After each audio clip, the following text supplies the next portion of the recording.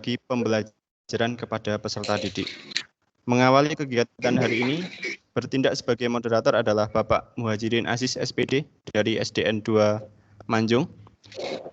Dan saya sendiri sebagai host adalah Tony Adi Putranto dari SDN 3 Purwosari. Bapak Ibu, sebelum kita mulai sesi ini, terlebih dahulu saya ingin menyampaikan beberapa hal. Yang pertama, saat pemaparan materi, peserta diharapkan menjaga ketertiban dalam menyalakan dan mematikan mikrofon. Kedua, peserta dilarang share screen selama materi sedang dipaparkan. Tiga, saat sesi tanya jawab, peserta diharapkan melakukan raise hand sebelum bertanya atau dengan menuliskan di kolom chat. Kemudian, moderator akan memberikan waktu untuk menyampaikan pertanyaan. Keempat, di akhir sesi, peserta wajib mengisi daftar hadir. Nanti link daftar hadir akan di-share di kolom chat atau grup KKG. Sebagai dokumentasi, nanti di akhir sesi mohon menghidupkan kamera untuk diambil screenshot sebagai bukti kegiatan. Untuk memilih kegiatan ini, pada moderator Muhajirin Aziz SPD, saya persilahkan. Terima kasih.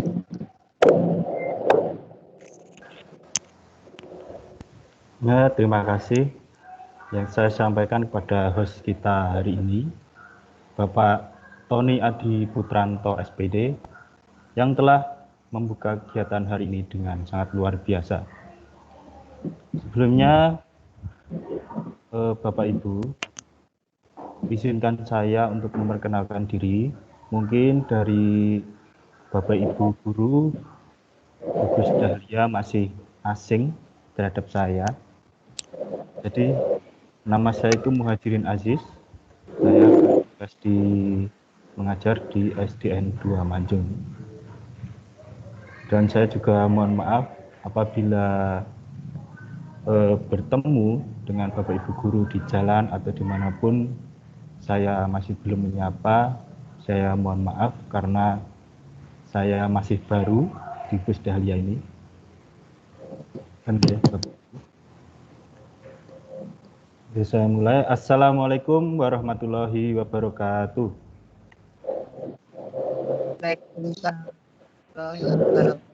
Selamat pagi, salam sejahtera bagi kita semua.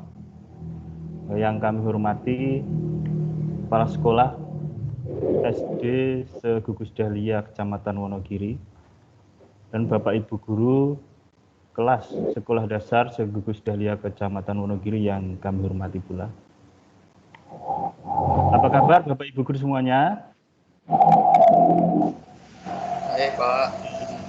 Baik ya, luar biasa. Terima kasih.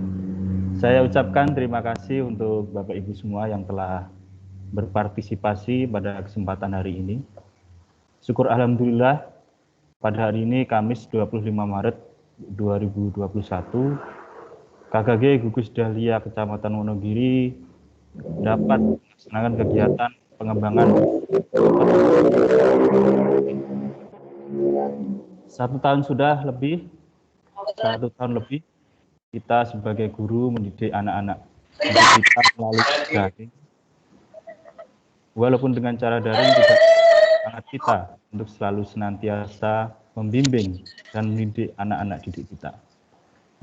Dalam pembelajaran daring atau pembelajaran jarak jauh, tentu kita temui banyak kendala-kendala. Bagaimanakah agar kita dapat melaksanakan pembelajaran jarak jauh dengan secara baik? Maka hari ini kita akan dengarkan dari narasumber kita yang luar biasa. Beliau adalah pengawas di Manjung siji. pendidikan WA Manjung siji. Maka dari itu hari ini izinkan kami yang bertugas membantu acara ini hingga usai nanti. Susunan acara pada hari ini adalah antara lain yang pertama pembukaan, yang kedua mendengarkan lagu kebangsaan Indonesia Raya. Yang 3, doa. Yang 4, penyampaian materi yang akan disampaikan oleh Ibu Dr. Anda Dwi Endriastuti MPD dengan judul Pembelajaran Jarak Jauh PJJ pertemuan yang kedua. Yang kelima lain-lain. Yang keenam penutup. Memasuki acara yang pertama, yaitu pembukaan.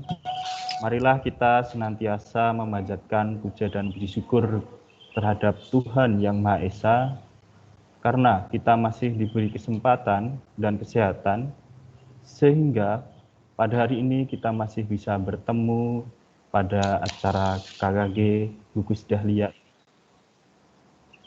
Agar kegiatan KKG ini dapat terlaksana dengan lancar, marilah kita buka acara hari ini dengan membaca basmalah bersama-sama.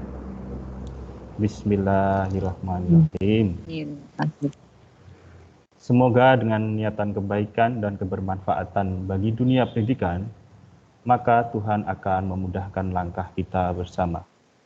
Amin ya rabbal alamin. Memasuki acara yang kedua, yaitu mendengarkan lagu kebangsaan Indonesia Raya. Hadirin dimohon untuk berdiri.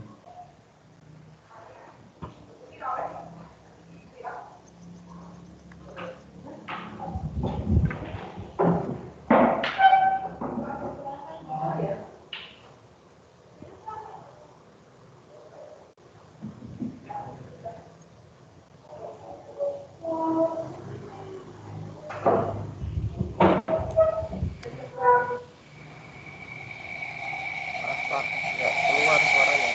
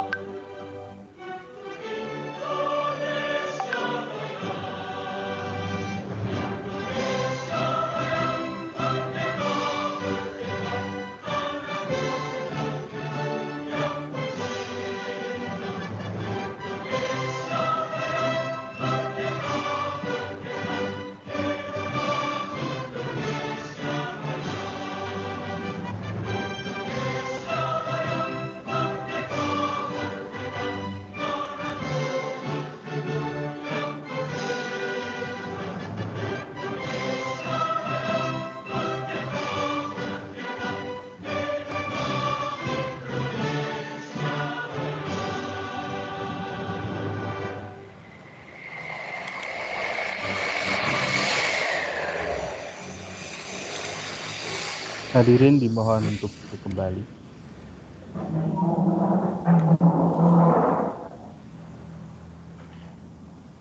Bapak dan Ibu guru yang saya hormati, saat ini dunia masih dilanda pandemi COVID-19.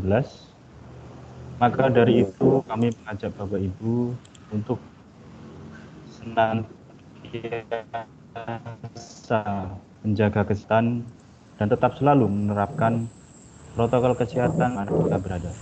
Semoga kita semua sampai kita. Melalui ujian ini, kita diharapkan bisa lebih mengingat Tuhan Yang Maha Esa dan dapat meningkatkan amal serta ibadah kita. Marilah kita lebih dalam memohon, lebih banyak mengisi waktu-waktu kita dengan doa, agar dunia kembali sehat dan kita hidup tidak dalam bayang-bayang ketakutan. Mari kita panjatkan doa bersama, berdoa mulai. Doa selesai. Masuki acara selanjutnya yaitu penyampaian materi KKG dari narasumber yang akan disampaikan oleh Ibu Dr. Anda Dwi Endriastuti MPD dengan judul materi pembelajaran jarak jauh.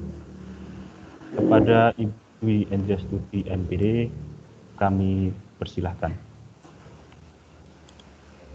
Terima kasih. Kami sampaikan kepada Bapak Ibu Guru KKG Gugus Dahlia. Bapak Ibu Guru anggota KKG Gugus Dahlia yang kami hormati, pertama saya mengucapkan selamat pagi, selamat bertemu di dalam KKG secara virtual karena waktu ini masih di situasi pandemi. Seperti pertemuan yang dulu kami juga sudah pernah bersama-sama panjenengan sekalian. Untuk pertemuan kali ini KKG Gugus Dahlia yang kedua, yang PJJ kedua. Terima kasih kepada pengurus Gugus Dahlia yang sudah bisa melaksanakan pertemuan ini.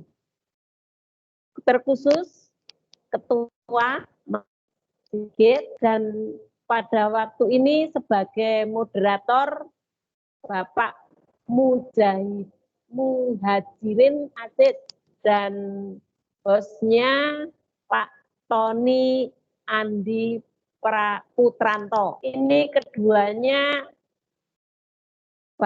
Bapak guru baru, meskipun dulu sudah WB, namun Pak Muhajirin Aziz ini di Wonogiri di SD Manjung 2 baru tadi memperkenalkan diri kepada Bapak Ibu. Monggo, ini Pak Guru baru sudah bisa akses di Gugus. Terus Pak Tony Adi Putranto, ini juga guru baru CPNS. Monggo, ini dilanjutkan kemampuan panjenengan bisa lebih di saat ini panjenengan sudah eksis di sini. Monggo nanti dilanjutkan. Terima kasih sebagai moderator Mas Aziz dan sebagai host Mas Andi Putranto, Mas Tony.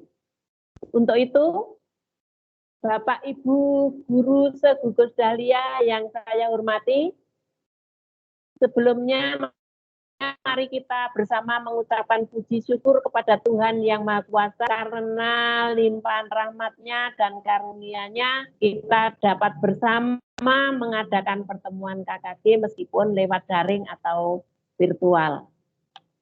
Bapak Ibu Guru yang saya hormati, saya ucapkan terima kasih kepada Bapak Ibu pengurus KKG Gugus Dahlia yang telah dapat mengadakan pertemuan KKG pada pagi hari ini.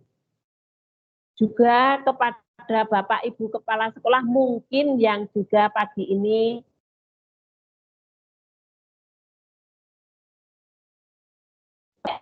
kami hormati, sebelum kita mengapa yang harus kita bicarakan pada pagi hari ini, yaitu tentang PJJ dan keseluruhannya, kita mengingat pembelajaran jarak jauh atau PJJ atau belajar dari rumah atau BDR ini sudah kita laksanakan selama 1 tahun karena pandemi ini sudah mulai sejak Februari Maret tahun yang lalu dan ini sudah Maret juga tahun 2021, jadi kita sudah mengalami pembelajaran jarak jauh atau belajar dari rumah itu sudah selama 1 tahun.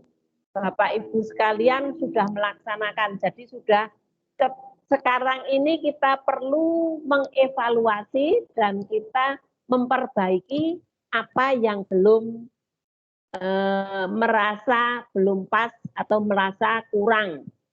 Itu akan kita perbaiki. Mana yang kurang, mana yang belum sesuai, bagaimana anak-anak menerima pelajaran secara belajar jarak jauh atau secara belajar dari rumah atau BDR. Mari kita evaluasi lebih dulu bagaimana penjenengan sekalian merasa mengajar dari rumah atau PJJ itu ada kendala atau tidak. Kalau saya melihat, saya mengevaluasi ke sekolah-sekolah, itu ada yang pelaksanaannya karena peralatannya kurang dari anak-anaknya atau kemampuan orang tua yang mendampingi di rumah itu juga tidak ada atau mungkin hanya mbahnya atau mungkin peralatan-peralatan yang digunakan itu juga kurang, mungkin kita belum maksimal di dalam melaksanakannya. Monggo karena kita mengevaluasi juga penilaian. Kemarin waktu penilaian, cara kita melaksanakan itu juga masih kurang sesuai. Misalnya masih anak-anak yang mengerjakan, anak-anak belum antusias, masih anak-anak ada di mengikuti orang tua di tempat jauh, dan cara mengerjakannya mungkin juga belum sesuai. Monggo kita evaluasi bersama-sama. Kita mempelajari lagi, kita mengulang kembali, mengulas lagi bagaimana pembelajaran jarak jauh yang lebih pas untuk sekolah kita masing-masing. Karena setiap sekolah, setiap keluarga untuk anak-anak kita itu juga berbeda-beda. Maka kita sebelumnya mari kita pelajari lebih dahulu dari awal ini kita pelajari bersama. Dalam pembelajaran jarak jauh ini atau belajar dari rumah melalui pembelajaran jarak jauh ada antara lain satu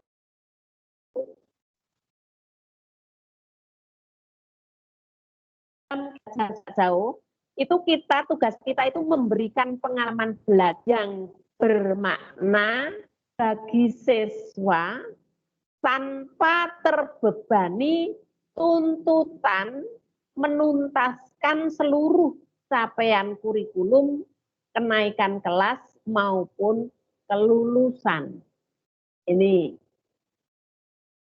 Jadi kalau belajar dari rumah atau belajar jarak jauh itu anak-anak tuntutannya itu berbeda kalau kita tatap muka.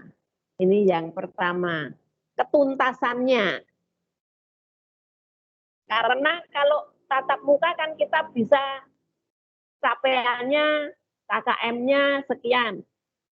Kalau kita anak-anak di rumah kan tidak ada yang mendampingi orang tuanya, yang mendampingi simbahnya kan tidak bisa mendampingi. Jadi ketuntasan anak satu persatu itu berbeda-beda, belum tidak bisa kita tuntut keseluruhan yang sama.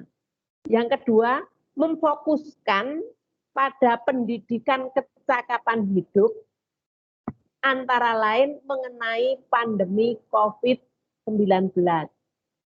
Meskipun kita lihat sekarang ini sudah agak mereda, kelihatannya pandangannya kita itu sudah, kalau kita melihat itu di sini sudah agak mereda, tetapi kita harus masih tetap memfokuskan kepada anak-anak bahwa pembelajaran saat ini kita masih menekankan pada kecakapan hidup, yaitu mengenai pandemi COVID-19 ini. Untuk setiap melaksanakan kegiatan harus dengan protokol kesehatan. Itu yang kita tekankan di dalam kehidupan kecakapan hidup. Pendidikan kecakapan hidup di sini karena ini pandemi, jadi setiap kegiatan kita harus cuci tangan, pakai masker, kemana saja, tidak berkerumun. Ini pendidikan kecakapan hidup COVID-19 ini harus kita tekankan kepada anak-anak. Jadi kalau saya melihat sekarang ini agak pudar, sudah karena mungkin sudah lama pandemi, terus sudah rasanya sudah jenuh, jadi kadang-kadang ada anak yang ke sekolah mengirimkan hasil tugas, dia tidak memakai masker, kita kadang kurang perhatian, tidak ditegur. Maka monggo masih tetap kita tekankan kepada anak-anak dimanapun, ya di sekolah, kalau mengantarkan tugas, di rumah, di jalan, dimanapun, monggo, ini sebagai pendidikan kecakapan hidup. Ditekankan kepada anak-anak bahwa kita harus selalu melaksanakan protokol kesehatan. Ini yang kedua. Jadi kita fokuskan dalam pendidikan kecakapan hidup mengenai pandemi COVID-19. Yang ketiga, memberikan variasi aktivitas dan tugas pembelajaran, belajar dari rumah atau BDR antar siswa sesuai minat dan kondisi masing-masing, termasuk mempertimbangkan kesenjangan akses atau fasilitas belajar dari rumah. Dievaluasi setiap sekolah masing-masing, setiap kelas masing-masing dievaluasi, karena mungkin dulu itu anak-anak karena awal-awalnya masih HP orang tuanya belum mempunyai, masih di bawah orang tuanya. Kalau sekarang mungkin karena sudah diharuskan belajar dari rumah, anak harus dipegangi HP, itu mungkin sekarang orang tuanya sudah memperhatikan. Kalau dulu mungkin satu kelas baru siswanya 15 yang pegang HP baru 5, baru separuh 50%. Mungkin karena memang pembelajaran harus pakai HP, mungkin sekarang sudah diberikan. Jadi mungkin ada perkembangan. Jadi dalam pembelajaran kalau dulu masih banyak kita menggunakan home visit, mungkin dengan daring kita sudah banyak bisa jauh lebih fokus bisa menggunakan pakai HP. Kita mengecek siswa-siswa kita juga sudah bisa, karena dulu sudah diberikan bagaimana saya tahu Pak Sigit dulu sudah memberikan cara membuat pembelajaran video pembelajaran ya. Iya. Dulu Pak Sigit sudah pernah memberikan pembelajaran menggunakan video pembelajaran. Bapak Ibu sudah bisa menggunakan. Anak-anak sekarang sudah banyak menggunakan HP. Monggo ini kita gunakan. Meskipun mungkin anak-anak masih ada 1-2 yang belum punya, itu bisa ke tempat temannya. Itu sudah tidak banyak. Karena anak-anak sekarang, karena pandemi itu, terus orang tuanya memperhatikan HP adalah sekarang berguna untuk pembelajaran. Kalau dulu mungkin masih di bawah orang tuanya, sekarang bisa sudah diserahkan kepada anak-anaknya. Ini ada perkembangannya mungkin seperti itu. Kita mengevaluasi sendiri-sendiri di kelasnya masing-masing.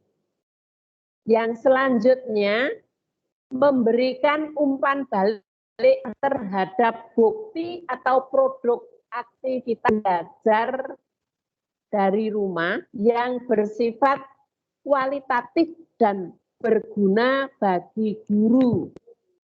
Ini. Jadi, kita memberikan umpan balik.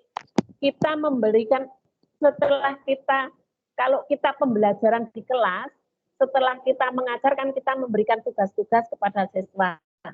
Itu pun di dalam pembelajaran jarak jauh, kita juga harus memberikan tugas-tugas. Bagaimana kita memberikan tugas? Jangan terlalu banyak membebani. Tetapi tugas perlu. Jadi anak-anak diberi pengertian bahwa di dalam pembelajaran itu waktunya pagi. Tugasnya itu juga pagi. Tidak malah anak-anak pagi itu jalan kemana-mana sepedaan. Tetapi nanti tugasnya dikerjakan malam hari. Terus malam hari sambat tugasnya banyak sekali.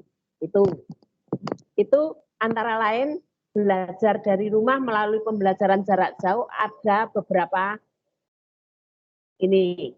Terus sekarang bagaimana peran penting guru di dalam pembelajaran jarak jauh ini? Peran kita sebagai guru itu bagaimana? Yang pertama, kita membantu siswa menghadapi ketidakpastian yang disebabkan oleh pandemi. Peran kita yang pertama. Yang kedua, melibatkan siswa untuk terus belajar meskipun kegiatan sekolah normal terganggu. Jadi saat ini kita perlu memberikan pengertian kepada siswa bahwa ini itu tidak libur. Kadang-kadang anak itu pengertiannya mungkin pandemi itu tidak belajar, hanya tugas. Kalau dulu pagi belajar, terus malam mengerjakan tugas atau PR. Tapi sekarang pagi dolan, malam mengerjakan PR. Bukan itu. Kita menekankan kepada siswa bahwa pagi itu juga tetap belajar. Belajar dipandu oleh Bapak Ibu guru dari sekolah. Jadi Bapak Ibu guru dari sekolah itu memandu siswa-siswa yang ada di rumah dengan menggunakan alat informasi. Ini, monggo kita tekankan kepada siswa-siswa bahwa pagi itu tetap belajar. Yang tidak punya, kita ke tempat temannya. Jadi tidak punya alasannya dibawa orang tua, terus anak-anak sepedaan malah main kemana-mana. Saya kadang melihat pagi-pagi kok anak-anak malah sepedaan, apa ini tidak belajar? Ini, monggo, ini masih tetap kita perhatikan kepada kita, menekankan kepada siswa bahwa ini itu kita masih di dalam pandemi. Monggo, tidak malah anak-anak itu berkerumun sepedaan bersama-sama tidak pakai masker terus jagongan neneng pinggir jalan karo konco-koncone. Padahal itu waktunya pagi. Ini peran kita sebagai guru selalu memantau meskipun tidak harus ada di sekolah, di jalan pun kalau kita melihat siswa-siswa kita atau di sekolah, anak datang ke sekolah, bagaimana kita perhatikan, kita berikan penjelasan. Tujuannya satu, memandu pengambilan keputusan yang cepat untuk memulai dan melaksanakan pembelajaran yang berkelanjutan. Mendorong kolaborasi orang tua, guru, murid untuk berdaya belajar dalam menghadapi situasi darurat akibat wabah virus corona. Ini. Jadi kita harus berkolaborasi dengan orang tua. Orang tuanya di rumah tidak bekerja, orang tuanya di rumah bekerja. Jadi anak-anak hanya di rumah sendiri. Terus bagaimana kita ya memberikan pengertian kepada orang tuanya, memberikan pesan kepada anak-anaknya, orang tua membantu apabila orang tuanya sudah pulang di rumah malamnya membantu. Bagaimana kesulitan-kesulitan belajarnya. Karena kelihatannya ini meskipun sudah reda tetapi belum ada tanda-tanda untuk pembelajaran tatap muka, maka kalau kita sudah mengevaluasi pembelajaran jarak jauh kita itu belum bisa maksimal, monggo kita maksimalkan bagaimana usaha kita. Yang ketiga, memastikan anak mendapatkan pengalaman belajar yang bermakna, menantang, dan sesuai dengan kemampuan dan kebutuhan anak. Jadi kita memberikan pembelajaran itu juga berkolaborasi bagaimana kebutuhan anak yang dibutuhkan saat ini itu apa. Sekarang prinsipnya bagaimana? Prinsipnya ada dua. Yang pertama, yang penting tidak membahayakan. Yang penting tidak membahayakan. Sebagaimana guru di seluruh dunia mencoba untuk mengurangi kemungkinan kerugian dan dalam belajar karena gangguan sekolah. Keselamatan dan kesejahteraan siswa.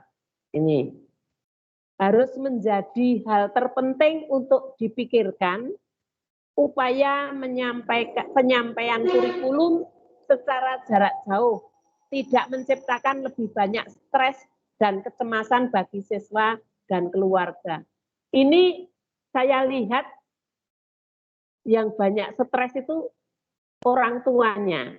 Kalau anak-anaknya kadang-kadang santai, ora pelajaran malah seneng. Belajar di rumah malah disambidulan. Tetapi kadang-kadang yang stres malah orang tuanya karena orang tuanya merasa disuruh diberi tugas, orang tuanya membantu, tetapi orang tuanya juga tidak bisa mendampingi. Orang tuanya stres, teriak-teriak, bagaimana orang cepat masuk sekolah dan lain sebagainya. Ini, jadi kita prinsipnya kita tidak membahayakan, jadi tidak membuat anak stres, tidak membuat orang tua stres. Bagaimana kita memberikan pembelajaran, anak juga bisa menerima pelajaran, bisa tuntas, orang tua tidak stres, kita mencari jalan keluarnya. Yang kedua, realistis. Tadi yang pertama tidak membahayakan, yang kedua realistis. Realistisnya bagaimana? Guru hendaknya memiliki ekspektasi yang realistis mengenai apa yang dapat dicapai dengan pembelajaran jarak jauh dan menggunakan penilaian profesional untuk menilai konsekuensi dari rencana pembelajaran tersebut. Ini, kalau dalam pembelajaran memberikan tugas, kadang-kadang kalau di kelas itu kan kita membantu, yang belum bisa kita dekati, kita ulangi pembelajarannya. Tetapi kalau di rumah, orang tuanya yang bingung, terus dicarikan kemana, terus anaknya, bagaimana kita memberi penilaian? Ini yang mengerjakan anak, apa yang mengerjakan orang tua. Apalagi kelas 1, kelas 2 itu full masih pendampingan guru. Kalau sekarang di rumah ya full pendampingan orang tua. Itu biasanya orang tua yang punya anak kelas 1, kelas 2 masih anak-anak yang kelas rendah, itu orang tuanya biasanya lebih ribut lagi. Karena pembelajarannya dia tidak bisa memberi pembelajaran seperti bu guru di sekolah. Biasanya anak-anak itu di sekolah saja didampingi, yang belum bisa membaca menulis diulangi lagi, disuruh tinggal di kelas. Tetapi kalau sekarang yang suruh memberikan pembelajaran orang tua, kan orang tua tidak punya basic pendidikan, kan lebih stres lagi. Bagaimana cara kita? Kita pakai kita cari solusi. Di dalam kita memberikan pembelajaran secara jarak jauh ini ada 3 tugas utama. Tugas kita sebagai guru dalam pembelajaran jarak jauh itu ada 3 hal. 3 hal itu antara lain 1 apa, 2 siapa, 3 bagaimana. Yang dimaksud apa itu apa? Apanya itu adalah materi. Materi yang akan kita sampaikan itu apa? Materi yang harus diajarkan kepada siswa itu yang seperti apa? Apa yang seperti kurikulum kita full seperti yang di kelas atau baru? Itu satu yang dimaksud apa. Terus nanti ada siapa. Siapa itu profil pembelajaran, status dan kebutuhan saat ini, dan dukungan keluarga. Nanti ada bagaimana, dan selanjutnya sekarang kita kupas saja satu persatu yang dimaksud apa. Apa itu materinya. Materi yang harus diajarkan itu yang seperti apa di dalam pembelajaran jarak jauh. Materinya harus dikoordinasikan dengan kepala sekolah. Ini. Jadi kalau kita mau memberikan materi kepada siswa di dalam pembelajaran jarak jauh, kita perlu berkoordinasi dengan kepala sekolah. Maksudnya, kalau kita di dalam pembelajaran tatap muka kan sudah ada kurikulum, sudah buat RPP, terus kita pembelajaran. Tetapi kalau di dalam pembelajaran jarak jauh, itu kita perlu koordinasi dengan kepala sekolah. Jadi, apa yang akan kita sampaikan itu selaras. Dari kelas 1 sampai kelas 6, kita mengevaluasi dulu melihat alat pelajarannya, terus materi yang akan kita sampaikan harus sesuai dengan anak-anak. Jadi, pastikan guru tetap mengikuti perubahan kurikulum, kebijakan-kebijakan yang ada sekarang, panduan yang ada. Jadi kita tidak masa bodoh, kita harus mengikuti perubahan kurikulum, mengikuti kebijakan atau panduan yang ada, berkolaborasi bersama-sama selaras dengan kepala sekolah. Maka yang harus diperhatikan guru di dalam pelaksanaan pembelajaran jarak jauh yang dimaksud apa, materinya bagaimana, itu 1, mengikuti arahan atau panduan resmi yang diberikan kepala sekolah. Jadi tidak sesuai karpe dewe, hanya ini kurikulum yang sudah ada RPP terus kita sampaikan, tetapi kita perlu biar kepala sekolah tahu, oh hari ini pembelajaran kelas 1 di tempat saya menggunakan home visit. Jadi Pak Guru saya saat ini, hari ini home visit, Pak Kepala Sekolah tahu. Oh sekarang ini pakai pembelajaran daring, pakai pembelajaran virtual. Ini Pak Kepala Sekolah tahu, oh yang diberikan ini. Jadi kita memberikan dari sekolah, tetapi kepala sekolah juga tahu. Jadi kita perlu memberikan tugas kepada siswa, kepala sekolah juga tahu apa yang diberikan pada saat itu. Yang kedua, selalu memberikan laporan perkembangan pembelajaran dan kendala-kendala selama proses pembelajaran untuk mendapatkan umpan balik dari kepala sekolah. Jadi, dalam kita mengajar, ada kendala, kita laporan kepada kepala sekolah. Terus bagaimana diskusi, bagaimana jalan keluarnya. Jadi tidak kalau ada kendala, hanya kita putuskan sendiri, maka kita perlu biar kepala sekolah juga tahu. Nanti gurunya hanya berbicara dengan temannya atau malah teman-teman yang lain, tetapi kepala sekolahnya tidak tahu kendalanya dalam pembelajaran di sekolah karena beda-beda. Mungkin Kalau mau pembelajaran jarak jauh di tempat kita ada yang HP-nya kurang, di tempat kita HP komplit tetapi sinyalnya yang nggak ada, di tempat lain mungkin pulsanya yang nggak ada, mungkin kendala-kendala yang lain, mungkin meskipun ada HP, ada yang mendampingi, mungkin ada kendala yang lain, maka kita perlu melihat dan menyampaikan kepada kepala sekolah. Yang selanjutnya, melakukan komunikasi dengan sesama guru. Seperti saat ini, kita KKG, kita bisa komunikasi dengan sesama teman-teman. Jadi tidak hanya dengan bisa daring, bisa pertemuan berapa teman satu sekolah. Kalau teman satu sekolah kan ada guru kelas 1 sampai guru kelas 6, bisa saling memberikan informasi, saling diskusi, atau juga tadi juga jadi informasi kita itu secara formal dan informal. Bisa tadi disampaikan kepada sekolah, kepala sekolah, terus berdiskusi, terus kepada teman-teman kita bagaimana solusinya kalau di sekolah kita, apa yang kendala-kendala apa yang kita temui. Jadi kita memastikan persetujuan dari kepala sekolah tentang kurikulum dan rencana pembelajaran yang akan diberikan selama proses pembelajaran jarak jauh.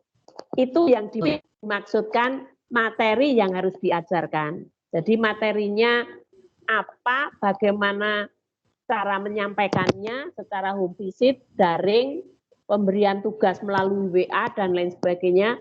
Monggo ini didiskusikan dengan kepala sekolah. Selanjutnya yang dimaksud dengan siapa? Yang dimaksud dengan siapa itu adalah profil pembelajaran, kondisi, dan kebutuhan siswa. Yang dimaksud siapa di sini profil pembelajarannya. Kondisinya bagaimana, dan kebutuhan siswanya. Profil pembelajaran di sini guru memiliki pemahaman yang mendalam tentang siswa dan bagaimana mereka belajar. Hal ini akan sangat membantu guru untuk merancang pengalaman belajar jarak jauh yang lebih baik. Kalau kita tahu latar belakang siswa, maka kita akan dapat membantu merancang pembelajaran itu dengan baik. Ditinjau apa yang tinjauan tujuan, tinjau dulu apa yang guru ketahui tentang siswa, tentang pengetahuan, keterampilan, kebiasaan, dan minat mereka, kekuatan mereka, dan tantangan mereka. Ini yang perlu kita ketahui. Terus yang perlu diperhatikan guru di dalam kita profil ini, kita harus mengetahui siswa mana yang dapat menyelesaikan tugas sekolah mereka dengan baik sebelum sekolah ditutup dan mana yang masih belum bisa. Jadi setelah pembelajaran, kita juga menanyakan kepada siswa, anak-anak mana siapa yang belum jelas seperti di dalam kelas, yang belum bisa, siapa yang belum bisa, siapa yang sudah bisa. Ini meskipun lewat WA juga bisa. Siapa yang belum dalam pembelajaran tadi belum bisa mengerjakan, tolong menyampaikan kepada Pak Guru atau Bu Guru. Ini yang perlu diperhatikan oleh guru yang pertama itu. Terus yang kedua, menentukan strategi pengajaran dan kegiatan belajar yang terbaik untuk siswa.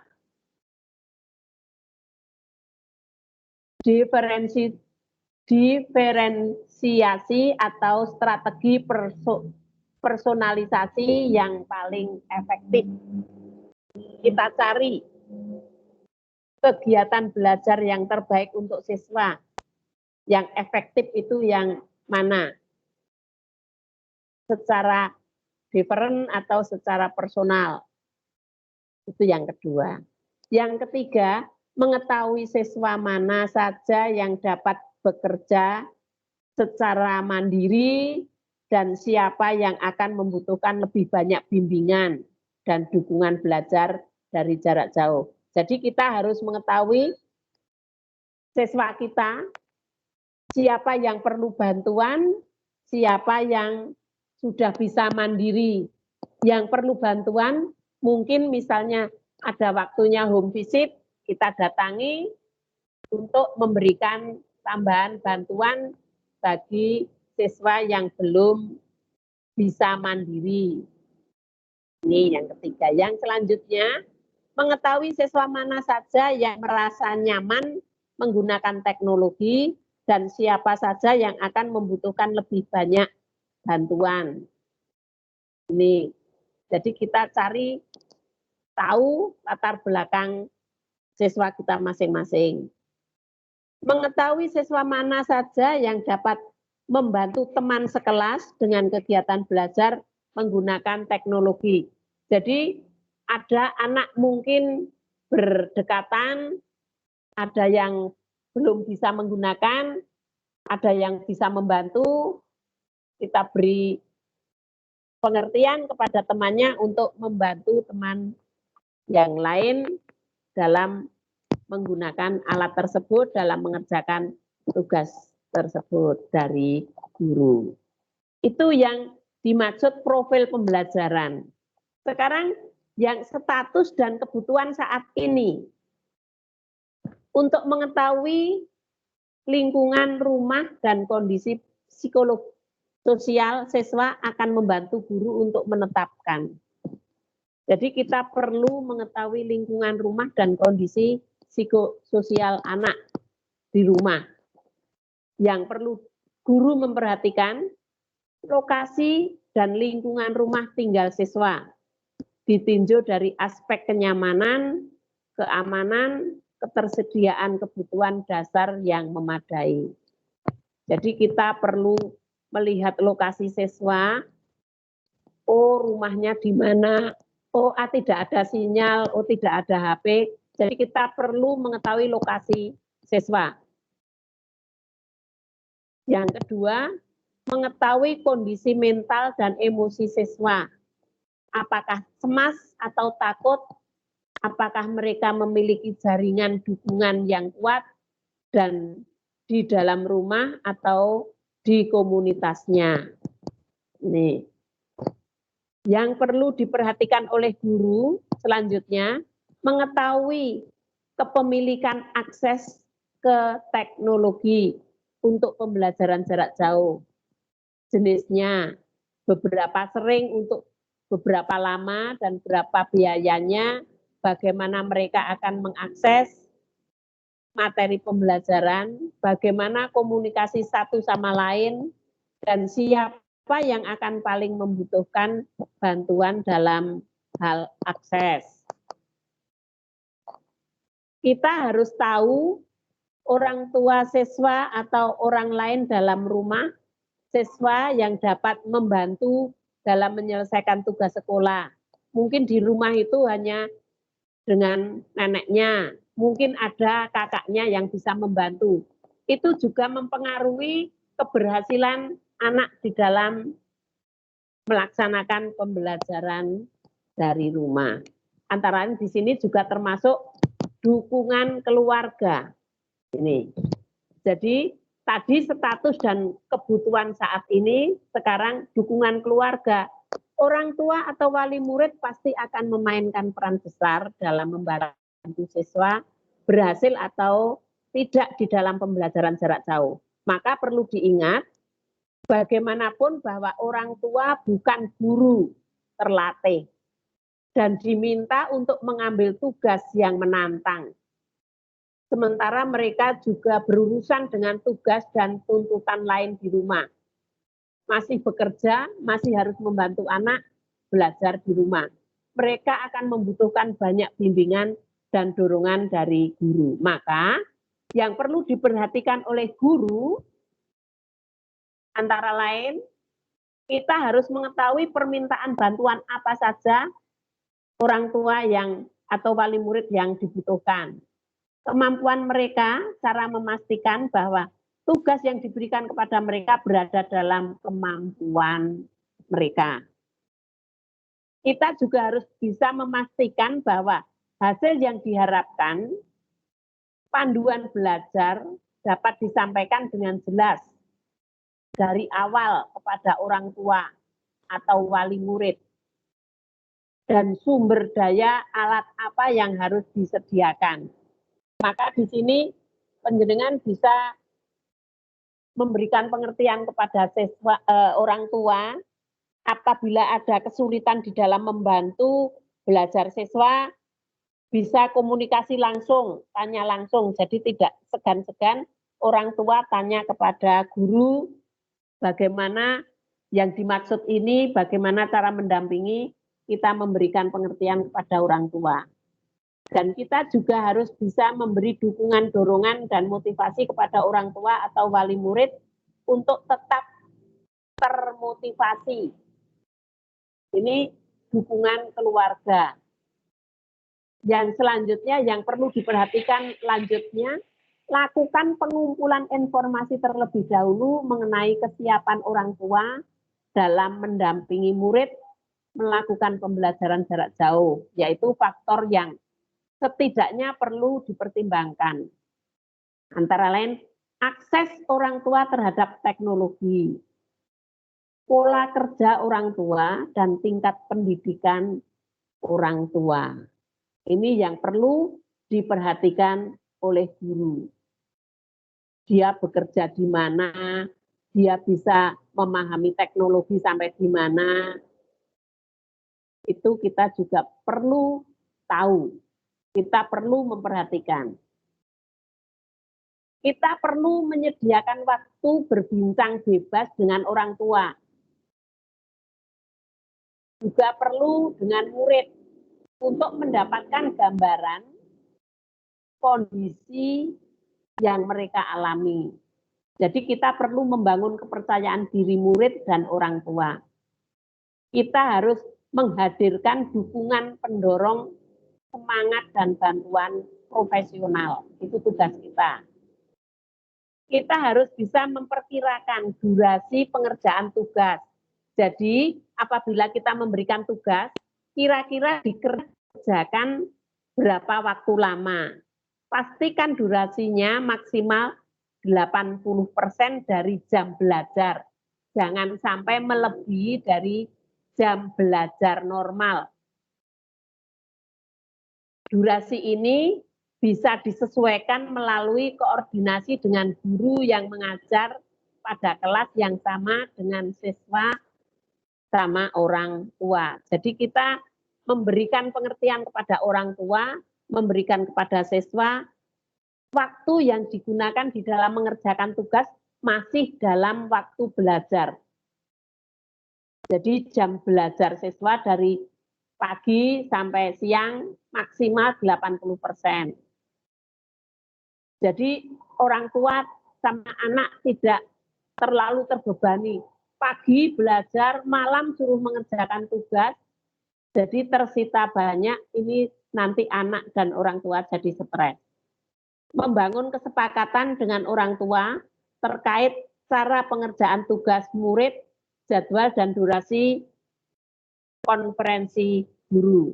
Jadi kalau memberikan tugas, kalau sekarang itu pagi pembelajaran, apa masih perlu ada tugas dalam malam hari?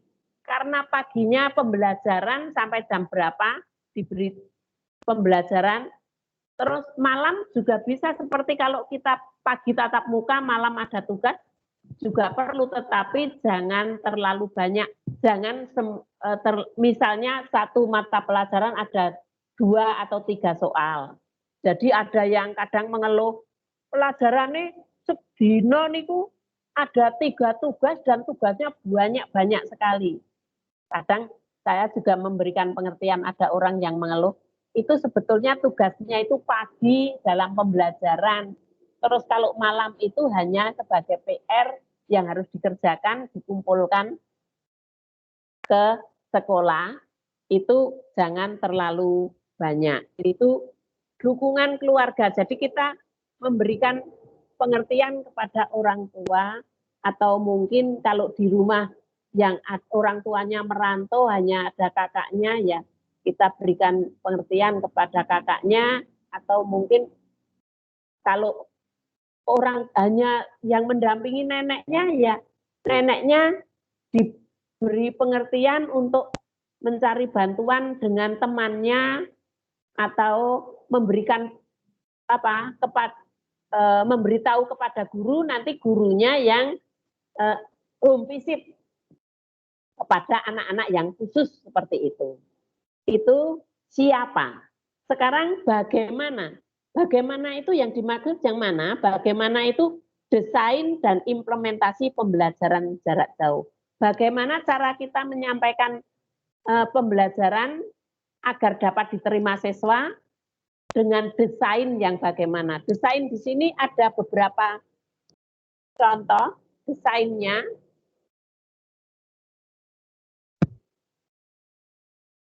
Desain pembelajarannya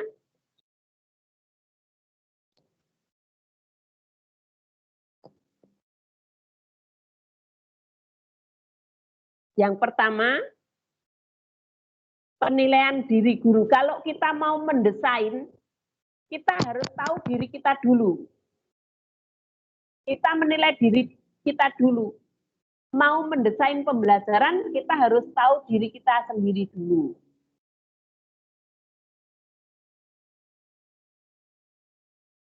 Berganti dari pembelajaran tatap muka ke pembelajaran jarak jauh, di tengah krisis yang belum pernah terjadi sebelumnya, dengan sedikit pengalaman atau persiapan, akan menjadi tantangan besar bagi para guru. Guru perlu menjadi kreatif dan fleksibel dengan tetap teguh pada prinsip pengajaran yang baik seperti pembelajaran inklusif. Yang kedua, kita harus membangun kekuatan pribadi dan profesional. Akui tantangan dan mengatasi serta uluran tangan kepada sesama guru dan kepala sekolah untuk bantuan dan bimbingan. Karena pada saat ini kita setiap orang kan kemampuan kita berbeda-beda, maka kita harus menilai diri dulu. Wah, saya kok ya kalau dengan alat-alat seperti ini saya kurang mampu. Saya mampunya dengan cara apa? Kita minta bantuan kepada teman. Seperti dalam KKG kan ada pembelajaran seperti yang saya utarakan di depan. Atau tetap kita belum bisa, kita mengutarakan kepada kepala sekolah, kalau dengan cara seperti ini bagaimana mungkin menyampaikan dengan home visit atau menyampaikan dengan cara penyampaian materi dengan WA atau dan lain sebagainya. Monggo. Ini jadi penilaian diri. Kita harus tahu diri kita. Oh, aku kok yang ini. Oh, aku tak berusaha. Ini tantangan bagi saya. Saya harus kreatif. Itu kita menilai diri kita dulu. Kalau kita sudah bisa menilai diri kita sendiri, saya kemampuannya seperti ini, maka kita perlu ada dukungan guru. Mengajar jarak jauh tidak mudah dan juga tidak disukai. Dan tidak perlu dilakukan sendiri. Temukan dukungan yang diperlukan dengan cara dukungan profesional, dukungan emosional, dan dukungan teknis. Maka kita perlu memperhatikan hal-hal sebagai berikut. 1, melakukan komunikasi dengan kelompok guru di sekolah sendiri atau kelompok guru sejenis terkait dengan dukungan teknologi atau motivasi yang diperlukan. Ini.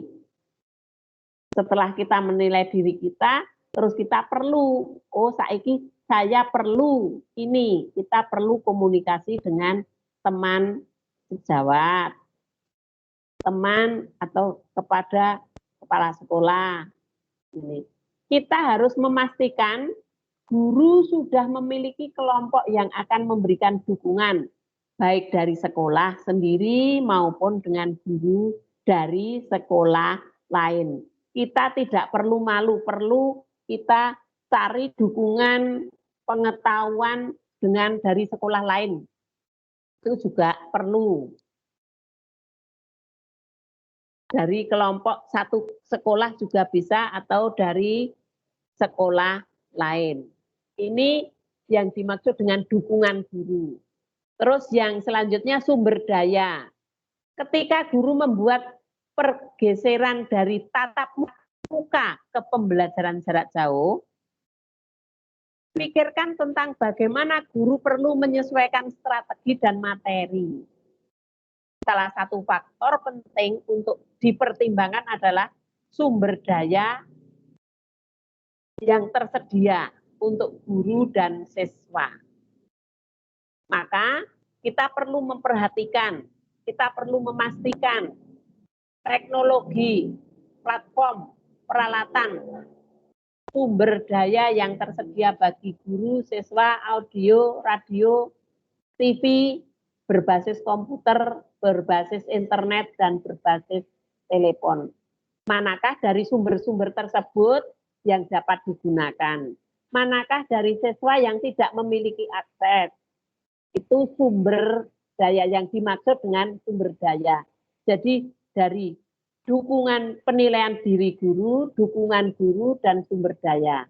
Dan selanjutnya, menyusun pembelajaran. Di dalam menyusun pembelajaran ini termasuk di dalam membuat RPP itu yang dulu sudah pernah saya sampaikan. Di dalam bagaimana menyusun pembelajaran atau RPP jarak jauh. Dulu sudah saya sampaikan, tinggal monggo.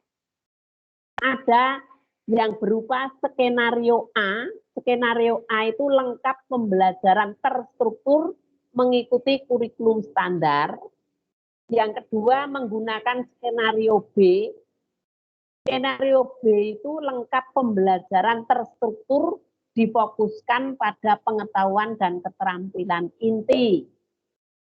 Yang ketiga dengan menggunakan skenario C, itu konten pembelajaran dan kegiatan yang dipilih untuk membantu siswa mengatasi krisis saat ini. Jadi di dalam pembelajaran kita membuat skenario pembelajaran itu di sini dicontohkan ada 3. Kita mau menggunakan skenario yang mana? Yang A itu pembelajaran lengkap seperti kalau kita tatap muka, hanya kita pakai secara jarak jauh. Yang skenario B itu seperti tatap muka tetapi ada yang difokuskan. Yang difokuskan itu hanya pengetahuan dan keterampilan inti. Tinggal kita memilih yang mana atau yang memilih C.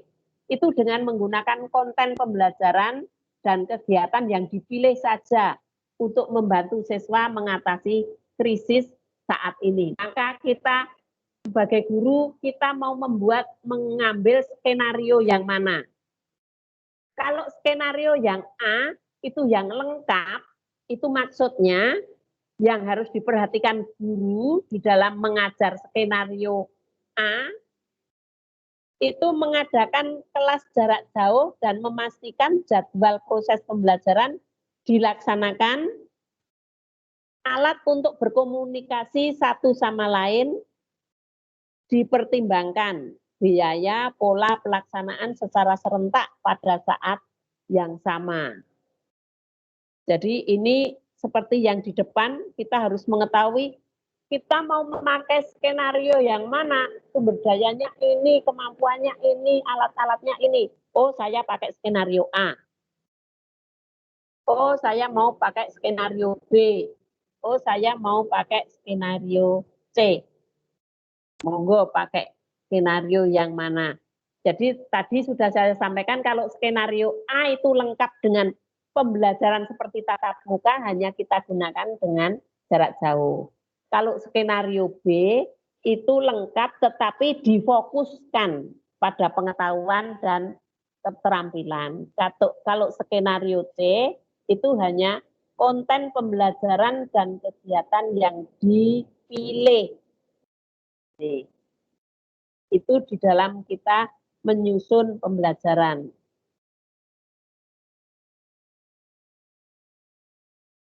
Dalam menyusun pembelajaran lanjut untuk dukungan dan umpan balik, Pak.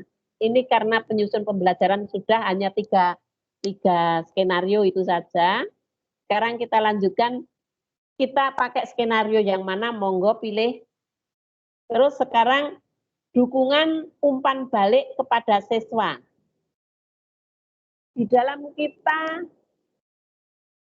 memberikan pembelajaran tadi, perlu ada dukungan dan umpan balik kepada siswa berupa penilaian. Jadi kalau setelah kita mengajar kan kita perlu umpan balik. Umpan balik itu anak-anak sudah bisa menerima pelajaran atau belum. Kalau belum, bagaimana cara kita mencari umpan balik dengan memberikan tugas-tugas kepada siswa atau untuk penilaian. Penilaian di sini ada dua, penilaian formatif dan penilaian sumatif. Kalau penilaian formatif itu dengan cara memantau, menilai, dan memfasilitasi kemajuan belajar dari jarak jauh dengan menilai tugas yang diberikan pada kegiatan pembelajaran. Menentukan alat penilaian yang digunakan untuk memberikan tanggapan rutin kepada siswa dan menjaga pekerjaan siswa selaras dengan tujuan pembelajaran. Memberikan kesempatan kepada siswa melakukan refleksi apa yang mereka pelajari dan menyampaikan kepada teman sekelas. Ini, jadi setelah kita memberikan pembelajaran kan perlu ada umpan balik atau penilaian. Penilaiannya ada penilaian formatif dan penilaian sumatif. Penilaian formatif itu seperti yang kita rencanakan, jadi kita juga harus mengadakan penilaian untuk mengetahui, oh anak-anak sudah bisa, oh anak-anak belum, kan kita perlu ada umpan balik atau penilaian. Bagaimana penjenengan membuat rencana penilaian di dalam PJJ ini, pembelajaran jarak jauh ini. Kalau penilaian sumatif, seperti yang telah kita lakukan pada kegiatan yang kemarin, PAS, juga sebagai evaluasi, monggo di dalam penilaian, biar kita itu juga tidak hanya sekedarnya, kita biar tahu sebagai evaluasi. Saya lihat kemarin di dalam pelaksanaan penilaian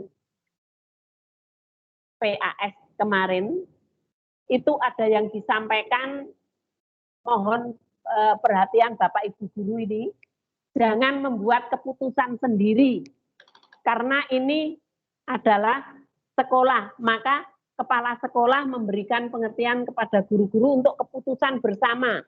Jadi satu sekolah itu harus sama di dalam penilaian. Kemarin Sabtu diberikan bersama sekali. Terus ada yang dikembalikan setiap hari. Ada yang dikembalikan seminggu sekali terakhir. Ada yang dikembalikan 2 hari sekali. Monggo ini keputusan dibuat bersama yang sama, kelas 1 sampai kelas 6. Jangan sendiri-sendiri. Dan mohon jangan sekali, karena saya mendapatkan informasi kalau Sabtu diberikan, Senin sudah ada yang mengembalikan, semua mata pelajaran sudah dikumpulkan. Ini juga ada informasi dari orang tua murid. Monggo ini sebagai evaluasi Bapak Ibu sekalian di dalam mengadakan penilaian. Kalau memberikan tugas, monggo juga harus dikoreksi. karena juga ada informasi juga penjenengan memberikan tugas. Kalau tugas itu dikumpulkan, mohon untuk juga dikoreksi, tidak hanya sekedar tugas. Jadi orang tua itu juga ada yang mengeluh, saya menyampaikan ke sekolah setelah diambil untuk mengambil tugas berikutnya, tugas yang kemarin belum dikoreksi. Mbok ya ada tanda-tanda bahwa ada koreksi sedikit gitu saja, orang tua itu sudah marem. Mungkin ada tanda centang atau tanda apa, atau ditandatangani, itu sudah diketahui bahwa guru itu mengoreksi. Tetapi ada orang tua yang datang mengambil tugas lagi, ternyata tugas yang kemarin belum dikoreksi. Itu ada juga yang menyampaikan seperti itu. Monggo, ini sebagai evaluasi Bapak Ibu sekalian di dalam penilaian. Itu penilaian formatif. Jadi tidak hanya penilaian formatif itu anak diberi tugas dan sing ngoreksi sok ben ditumpuk kabeh sisan, atau dalam penilaian sumatif anak-anak itu Sabtu diberikan, Sabtu berikutnya baru dikumpulkan, terus baru dikoreksi.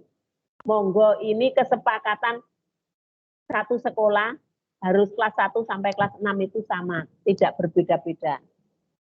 Ini karena keputusan kebijaksanaan sekolah. Tetapi jangan sampai Senin terus Sabtu terus Senin sudah dikumpulkan semua. Meskipun seperti itu, tetapi saya kalau melihat ke sekolah itu juga ada yang Senin sudah dikembalikan dan dipantau, dia menyampaikan sudah dipantau, ada daftar hadir dan sebagainya. Tetapi juga ada yang seperti itu tadi. Monggo, ini saya menyampaikan evaluasi dalam PAS kemarin. Monggo dievaluasi lagi yang melaksanakan seperti itu diperbaiki. Ini yang dapat saya sampaikan untuk penilaian. Sekarang saya akan menyampaikan kalau di dalam PJJ ini, pembelajaran jarak jauh ini, ada administrasi yang perlu kita susun. Jadi meskipun kita itu pembelajaran PJJ, namun kita tidak lupa, kita juga harus menyusun, membuat administrasi yang utama. Meskipun pembelajaran jarak jauh, kita juga harus ada prota, promes, silabus, RPP. Meskipun RPP-nya yang kemarin yang disetujui ada RPP, PJJ sudah ada. Namun kan protanya juga harus ada, promesnya juga harus ada, silabus juga harus ada. Maka setiap tahun sekali kita kan ada penilaian. Maka ini yang harus disiapkan. Ada prota, promes, silabus, RPP, program ulangan, daftar nilai, analisis nilai ulangan, tindak lanjut dan perbaikan, buku penyusunan KKM, kalender pendidikan, itu semua juga harus ada. Jadi meskipun PJJ apa administrasi tidak ada, ya harus ada semua. Ini masih juga harus dipersiapkan. Karena kalau kita membuat RPP kan juga harus ada protanya, promesnya, silabusnya. RPP dari mana kalau tidak ada prota, tidak ada promes, tidak ada silabus? Monggo ini dibuat. Yang namanya program, prota itu program tahunan. Program tahunan itu ada yang belum sesuai. Monggo yang namanya program itu dibuat kan sebelum namanya program. Kalau dibuatnya sesudah itu laporan, bukan program. Ini saya tekankan berkali-kali. Yang namanya prota, promes itu membuatnya sebelum program semester ya. Program semester 1 ya sebelum semester satu pelaksanaan ini sudah jadi baru dilaksanakan 1 semester. Nanti semester 2 protanya dibuat dulu terus dilaksanakan semester 2 seperti itu. Monggo promes itu ya per semester karo prota 1 tahun. Terus RPP dan program ulangan. Namanya program ulangan juga seperti program diberi seperti yang sudah saya sampaikan itu. Monggo yang belum ada ini disampaikan di dalam kartu gugus, nanti yang sudah ada monggo Mas Sigit, nanti yang belum program ulangan yang belum tahu seperti apa, yang sudah ada yang baik sudah ada, monggo yang belum tahu sambil satu sama lain menyampaikan. Analisis nilai ulangan itu juga perlu. Tindak lanjut dan perbaikan itu juga perlu. Monggo. Buku penyusunan KKM. Apa terus nek PJJ terus ora nek KKM. KKM itu disusun 1 tahun sekali. Seperti menyusun kurikulum. Menyusun kurikulum itu KKM-nya sekalian. KKM-nya yang membuat guru per kelas. Jadi di dalam membuat kurikulum itu ada workshop itu ya termasuk guru-guru itu semua menyampaikan KKM-nya masing-masing per kelas. Jadi berdasarkan ada 3 itu, monggo. Jadi ada buku KKM. Kalender pendidikan itu kita harus menyesuaikan. Jadi tidak harus sama per sekolah karena namanya kalender pendidikan dalam satuan pendidikan. Jadi setiap sekolah berbeda-beda. Ada kalender pendidikan kelas. Kelas itu kan juga harus berbeda, tidak kelas 1 sama dengan kelas 6. Maka biasanya ditanyakan kalender pendidikan. Kalender pendidikan kalau ditanyakan terus yang diambilkan fotokopi dari kabupaten. Padahal itu tidak. Setiap sekolah saja berbeda. Jadi per kelas juga berbeda. Kalender sekolahnya, kalender kelas itu juga berbeda. Mosok kalender kelas 1 karo kelas 6 podo. Nek kelas 1 kan ora nek ujian. Kalau kelas 6 kan ada tryout, itu kan juga dimasukkan diberi. Gitu. Monggo. Jadi kalender pendidikan itu kalau diminta itu ya kalender buatannya kelas itu, tetapi patokannya ya patokan dari kabupaten, dari provinsi, kabupaten, terus sekolah terus per kelas itu menyesuaikan, terus dibuat menyesuaikan kelas masing-masing. Itu yang diminta kalender pendidikan Kaldik kelas. Jadi ada Kaldik umum sekolah, Kaldik kelas, ada Kaldik kabupaten. Ini yang dimaksud kalender pendidikan. Selain administrasi ini, yang pokok ini, juga ada administrasi yang perlu diperhatikan yang lain, antara lain administrasi kelas yang harus dimiliki dan dikerjakan guru yang lain. Yang ini, misalnya 1, daftar hadir atau absen, itu juga perlu, meskipun PJJ, karena anak-anak itu kan perlu diabsen. Nek esok kuwi melu pembelajaran apa ora, itu kita absen. Anak-anak harus menyampaikan. Jadi buku absen kita ada. Kita kalau pagi mengabsen anak-anak ini yang tidak ada siapa? Guru kalau pakai WA bisa atau monitor langsung dengan bagaimana caranya. Yang penting setiap pagi kita mengabsen siswa. Atau mungkin anaknya baru sakit, tidak bisa mengikuti pelajaran, ya ada. Mungkin anaknya baru di rumah sakit kan tidak mengikuti pembelajaran. Itu juga diabsen, sakit. Atau izin tidak mengikuti pembelajaran, mungkin kemana, itu juga bisa. Jadi absen daftar hadir siswa itu juga perlu. Oh, anak ini mengikuti. Kalau tidak mengikuti, mungkin pas diberikan waktu itu penilaian formatif, mungkin juga tidak menyampaikan itu, monggo. Yang kedua, mutasi itu juga perlu. Ada anak mungkin pindah sekolah atau mungkin mengikuti orang tuanya di sini tidak bekerja terus mau pindah kemana cari pekerjaan mungkin juga ada kan. Ini mutasi ini juga perlu. Jadi harus punya. Yang ketiga buku tamu.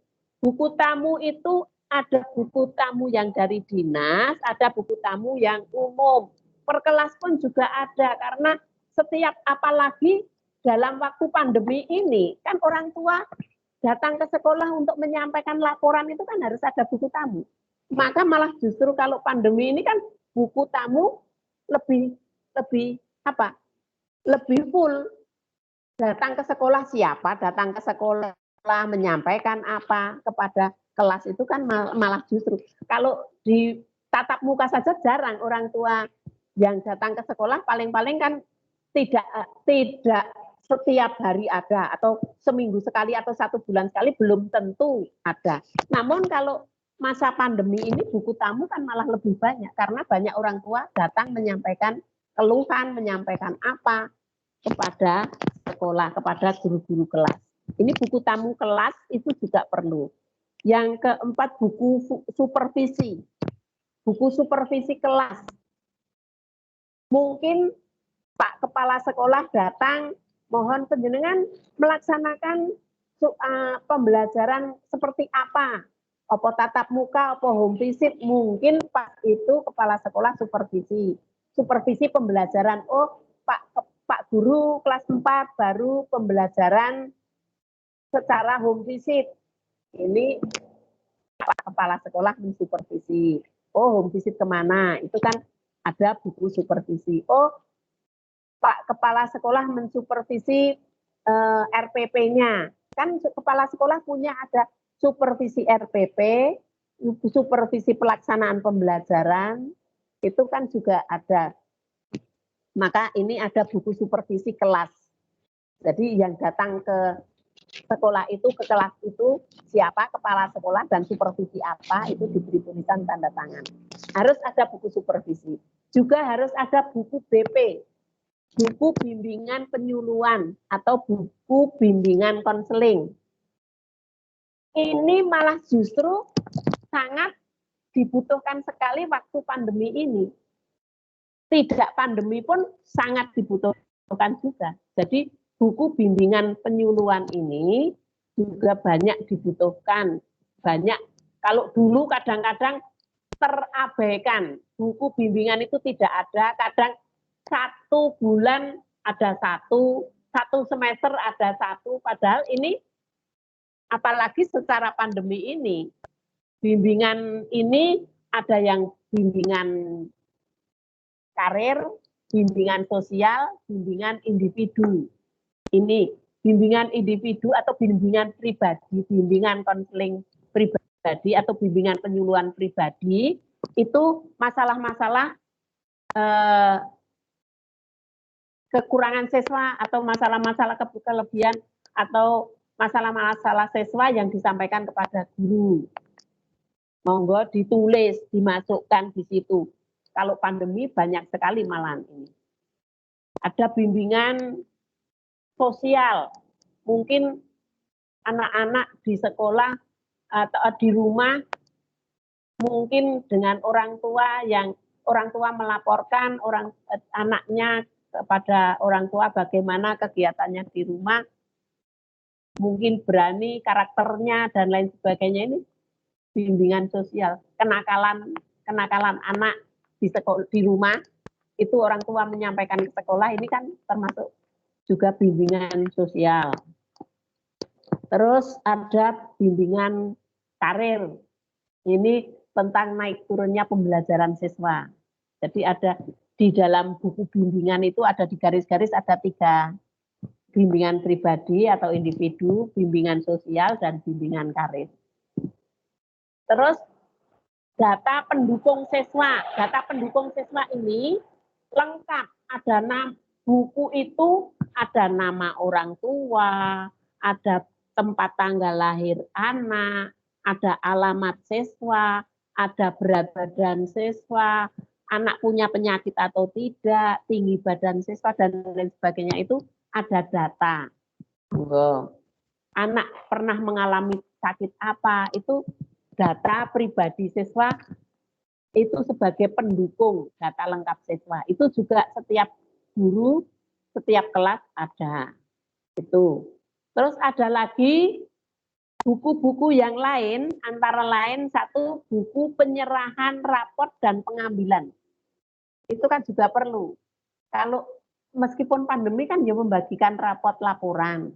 Itu kalau yang mengambil orang tuanya, apa siswanya, suruh tanda tangan, diambil tanggal berapa. Terus besok kalau sudah masuk, sudah dilihat, dikembalikan ke sekolah, dikembalikan kapan, tanggal berapa, yang mengembalikan siapa. Jadi ada datanya, tidak ketelisut. Gitu, monggo. Buku kenaikan kelas, buku penyerahan raport dan pengambilan. Terus buku kenaikan kelas. Sekarang ini mau kenaikan kelas. Sekarang kelas berapa? Ini naik, ini tidak, ini daftar siswa terus naik, tidak, ini naik, dan lain sebagainya. Itu buku kenaikan kelas juga harus ada. Yang tidak kalah pentingnya juga ada buku alat peraga.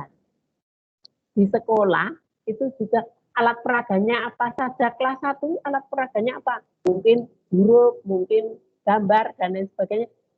Didata semua, jangan sampai hilang.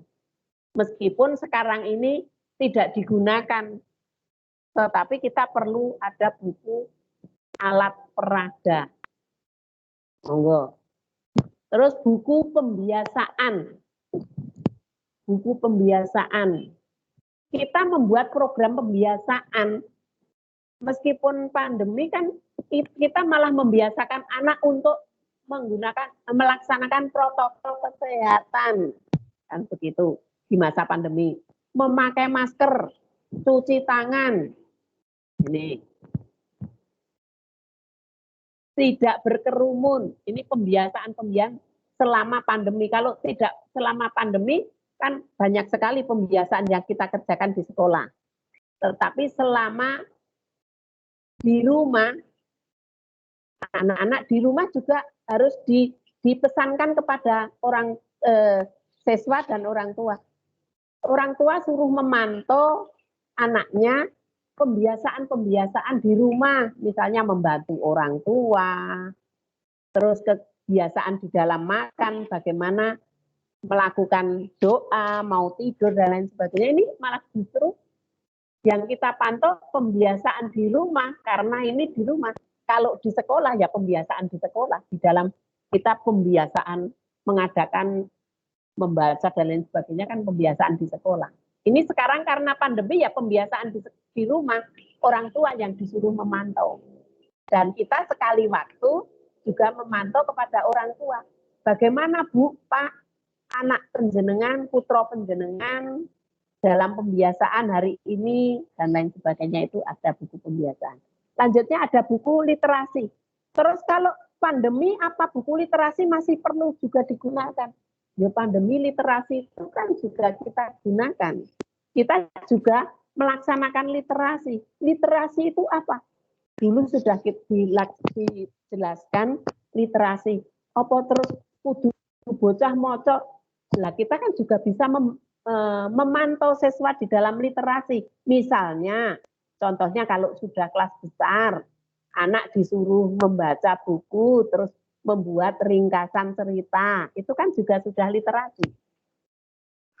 Antara lain. Banyak sekali kreasi-kreasi atau inovasi-inovasi Bapak Ibu guru sekalian yang harus dilaksanakan di dalam pembelajaran literasi, dan juga harus dibukukan. Ada buku literasi kelas.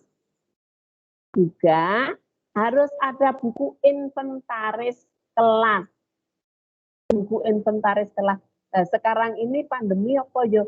Lah buku inventaris kelas kan kita tidak harus hilang. Sekolah itu, kelas kita memiliki apa saja kan harus setiap tahun kita laporkan. Ada inventaris kelas, ada inventaris sekolah. Kalau sekolah itu kan laporan dari kelas. Kelas melaporkan ke sekolah bahwa kelas saya mejanya berapa, bukunya berapa, dan lain sebagainya. Terus sekolah melaporkan kepada kita kan ada laporan inventaris juga. Ini. Jadi harus juga ada buku inventaris kelas. Ada juga buku data pegangan guru. Kita mengajarkan pakai pegangan. Monggo buku pegangan yang kita gunakan, itu buku pegangannya apa saja. Kan tidak hanya buku panduan yang dari sini. Kita juga dalam misalnya mengajar bahasa Indonesia kan tidak hanya buku paket saja. Tidak hanya buku apa yang itu, kita perlu tambahan. Nah, yang kita gunakan itu apa? Kita data IPA itu apa, tambahannya, dan lain sebagainya yang kita gunakan pegangan. Terus IPS apa, dan lain sebagainya. Semua buku pegangan yang kita gunakan, kita bukukan, kita inventaris. Buku pegangan yang kita gunakan apa saja? Kita tulis, kita masukkan dalam buku, kita data. Maka itu termasuk buku data pegangan guru. Ini antara lain yang masih perlu kita, meskipun di dalam pandemi, buku administrasi ini juga masih kita kerjakan, kita butuhkan untuk mendukung pelaksanaan pembelajaran semasa pandemi. Karena meskipun pandemi kan kita juga masih membutuhkan data-data ini. Kalau tidak kita datakan kan kita membutuhkan data gulei tidak ada. Itu yang per kelas. Ada buku klaper pun kadang mungkin sekarang sudah tidak mengenal buku klaper. Klaper itu apa? Padahal kita juga mengenal klaper itu apa. Di buku induk kan harus ada buku induk, ada buku klaper. Ini monggo kita pelajari lagi. Ini antara lain administrasi yang juga kita perlukan di dalam masa pandemi ini. Ini mungkin yang dapat saya sampaikan. Mungkin ada sampai di sini dulu yang saya sampaikan dari depan tadi pembelajaran, PJJ, terus penyampaian pelaksanaan pembelajaran, dukungan dari orang tua, terus sampai sekarang administrasi yang perlu Bapak Ibu Guru penuhi. Monggo, ini yang dapat saya sampaikan. Apabila ada pertanyaan, ini saya buka, Pak, saya kembalikan, mohon di data apabila ada. Bagaimana? Apabila ada pertanyaan, sampai di sini dulu penyampaian saya. Monggo.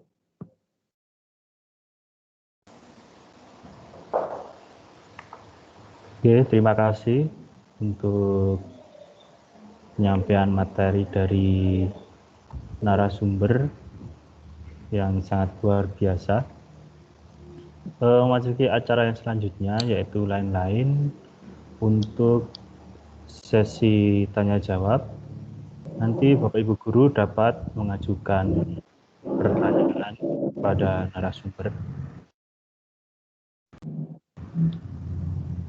Tapi sebelum masuki tanya jawab, mohon Bapak Ibu dapat raise hand dulu sebelum melaksanakan sebelum bertanya, dapat raise hand dulu atau angkat tangan melalui aplikasi. Setelah itu akan saya persilahkan.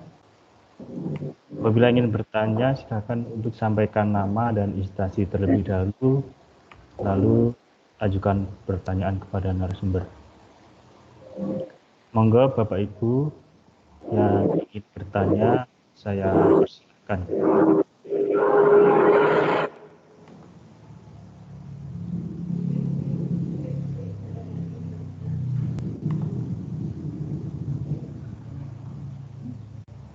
Monggo, Bapak Ibu ada yang mau tanya? Mungkin sudah jelas semua?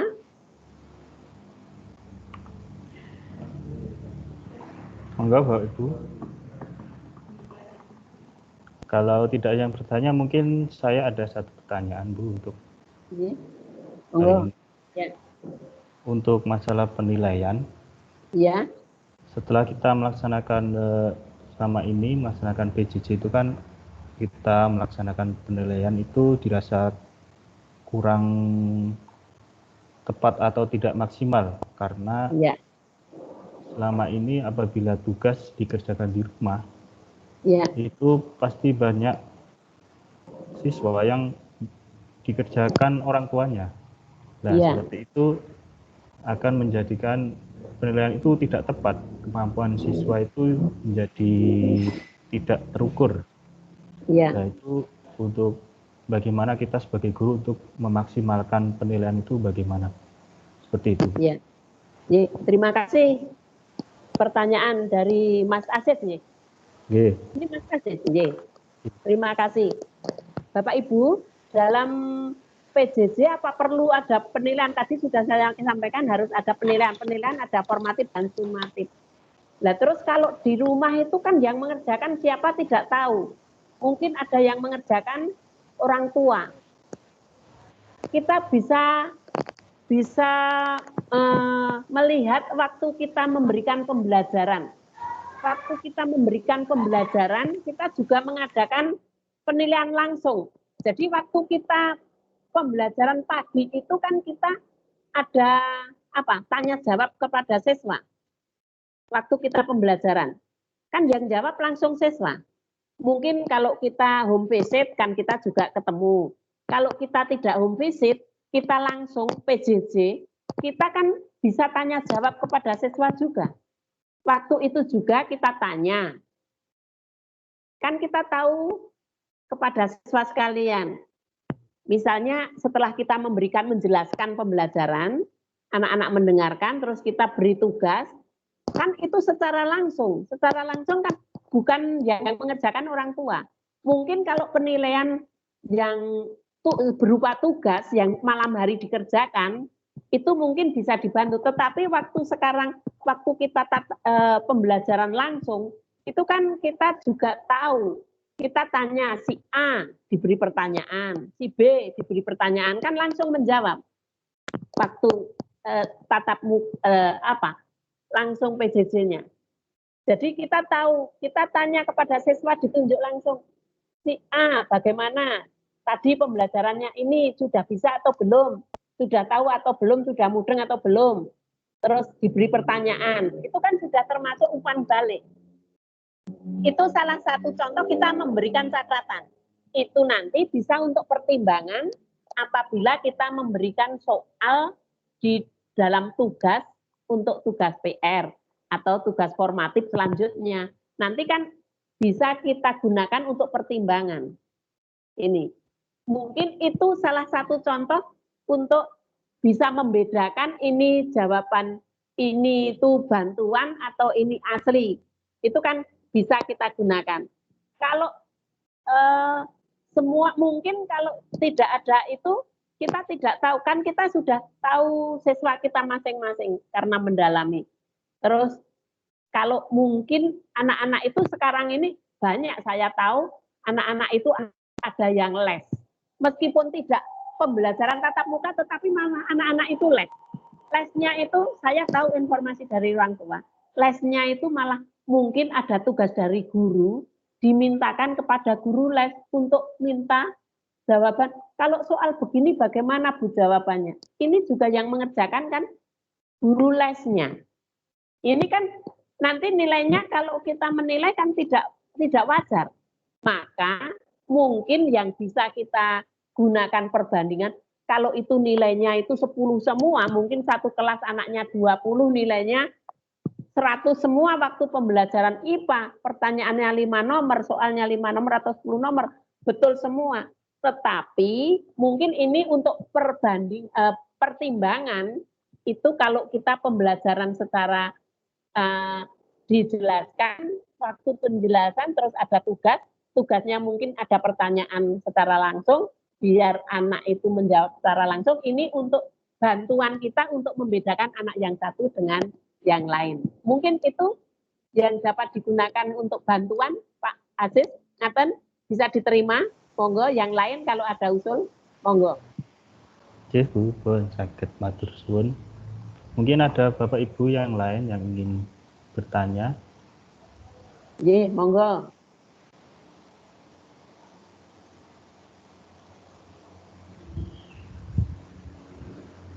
Mungkin sudah jelas semua. Terima kasih kalau sudah jelas semua.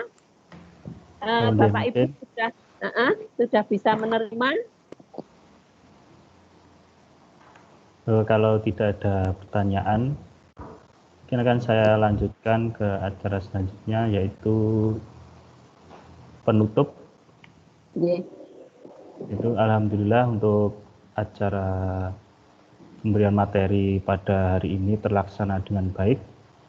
Kita juga telah mendapatkan ilmu dari narasumber yang luar biasa yang membahas tentang pembelajaran jarak jauh.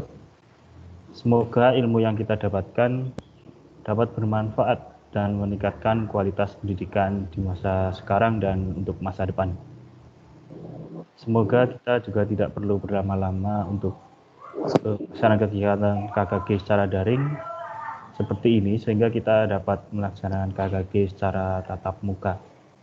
Terima kasih untuk Ibu narasumber kita yang sangat luar biasa, dan kami juga berterima kasih kepada Bapak Ibu guru semua yang telah antusias mengikuti acara pada hari ini. Kami harapkan partisipasi Bapak Ibu guru semua dapat meningkat dan melahirkan guru berprestasi di Kecamatan Wonogiri. Untuk menutup kegiatan hari ini, marilah kita baca hamdalah bersama-sama. Alhamdulillahirrahmanirrahim. Kami yang bertugas memohon maaf yang sebesar-besarnya jika ada salah dalam berucap dan sikap selama mandu acara ini, dan kami mohon maaf sebesar-besarnya. Semoga kita semua selalu dalam perlindungan Allah Subhanahu wa taala. Sekian dari saya. Nah, ini saya kembalikan kepada host Bapak Tony Adi Putranto SPD. Wassalamualaikum warahmatullahi wabarakatuh.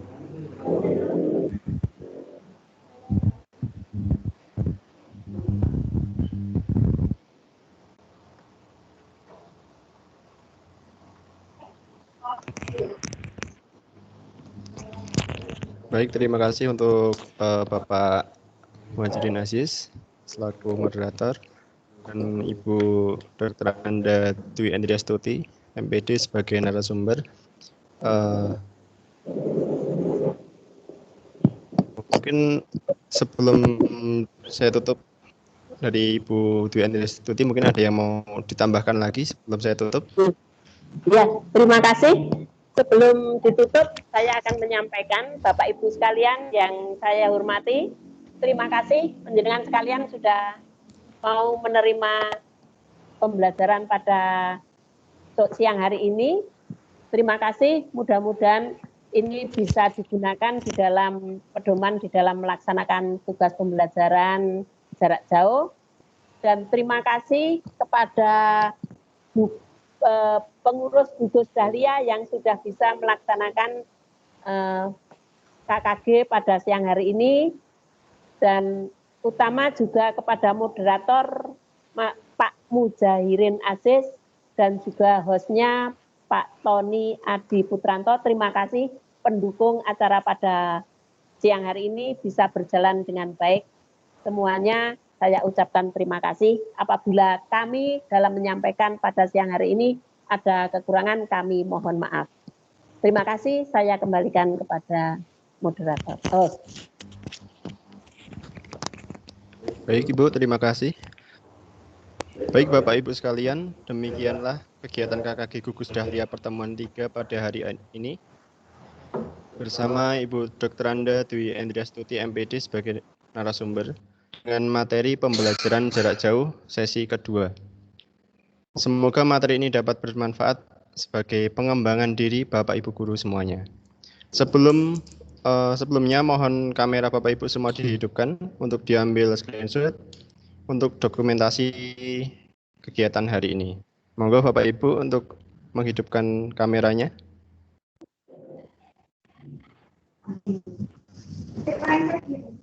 Ngenten nek tiyang kabeh. Rendenan persane iki, Dek. Ya.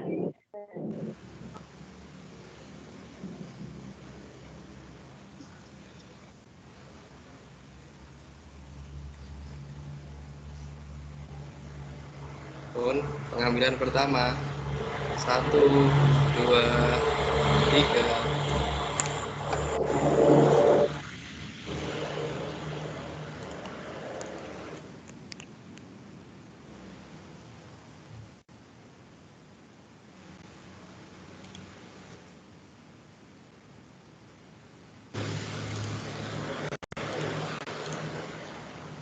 Pengambilan gambar kedua. Siap. 1, 2, 3.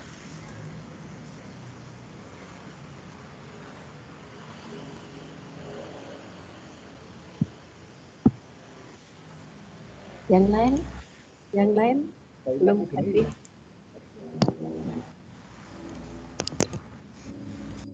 Kameraku tidak bisa membuka, Pak.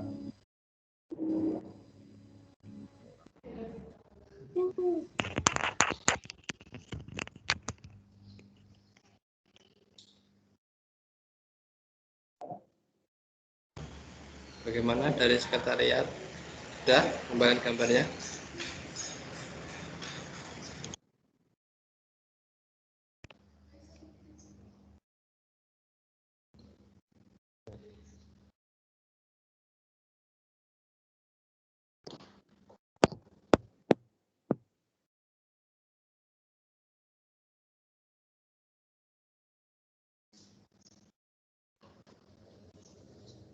Sudah. Terima kasih Bapak Ibu semua. Terima kasih Bapak Ibu semua atas partisipasinya. Jangan lupa mengisi daftar hadir kegiatan yang sudah di-share di grup, baik di grup Zoom meeting dan grup KKG, WA. Saya Tony Andi Putranto, SPD sebagai host, undur diri. Apabila ada kesalahan dan kekeliruan, mohon dimaafkan. Wassalamualaikum warahmatullahi wabarakatuh.